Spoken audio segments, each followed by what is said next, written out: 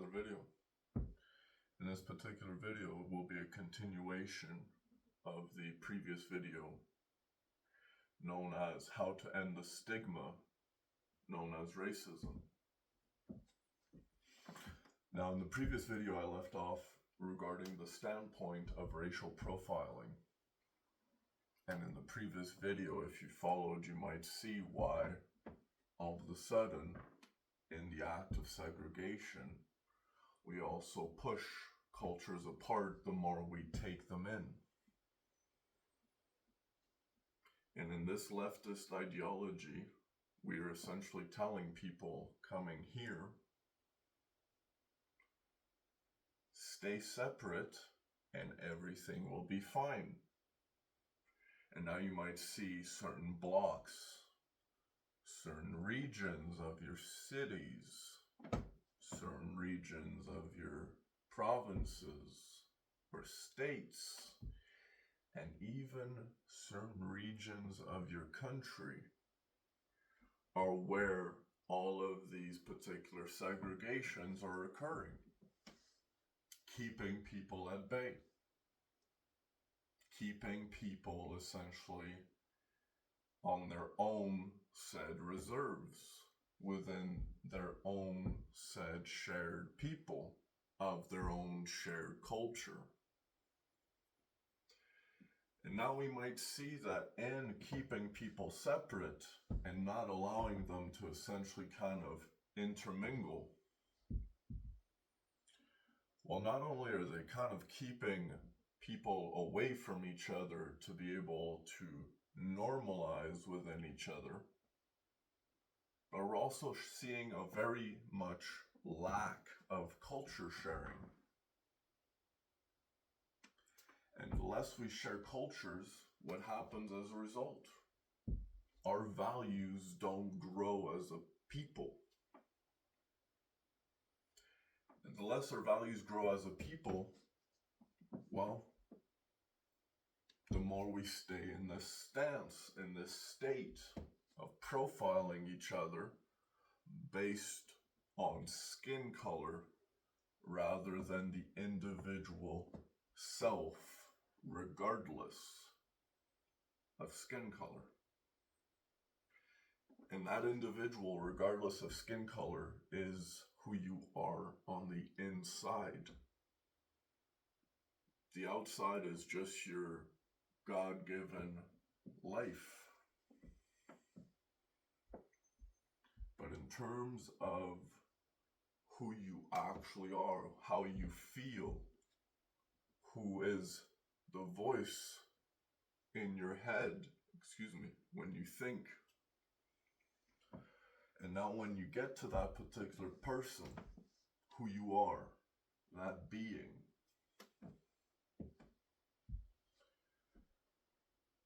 do you see how the more we separate each other based on the external self rather than the internal self? Because you could be of any particular skin color at this particular point, whether you're good or bad. Regardless of your skin color, it's not based on the skin color that dictates if you're a good or bad person. It's your internal self,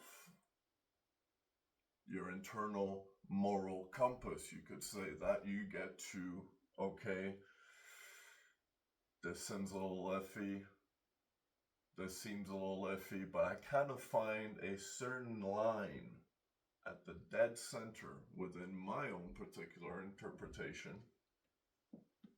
of said world, which everything happens to be my own particular opinion to my own internal self. Everything that I experience is an opinion, a truth to my internal self, just as much as it is yours. The moment we begin to speak to another, well, that becomes a problem, doesn't it? You might see an idea that was widely talked about by a great man such as Charlie Kirk, Why are people choosing not to talk to one another, to other cultures? And the more we segregate and the less we educate by simply having conversations to one another, regardless of opinion, you might see personal growth as a person. And the more we can stimulate this personal growth as a person, you would essentially see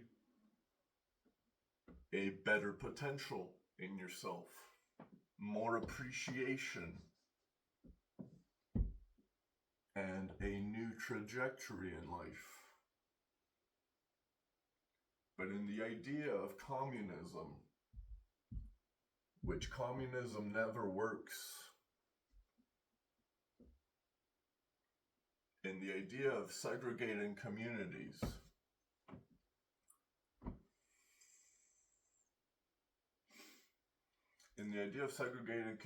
you could essentially find that the moment communism is introduced, we enter a dehumanizing aspect to life. We become separate from each other, and the idea is we are more of a community that way.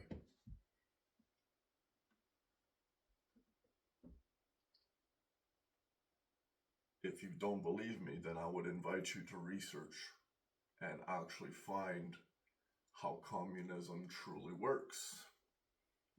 And communism is a leftist, liberal idea.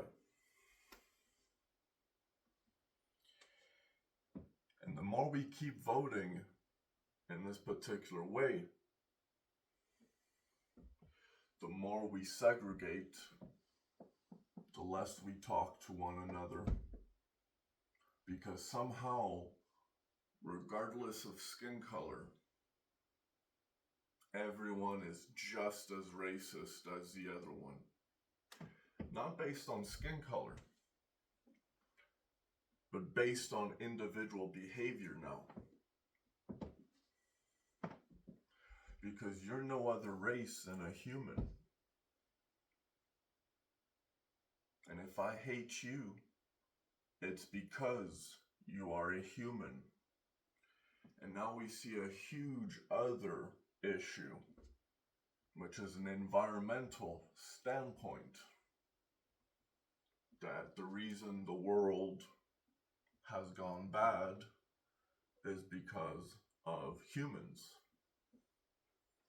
And the more left we dive, the more we see the destruction of civilization in the pursuit of liberty.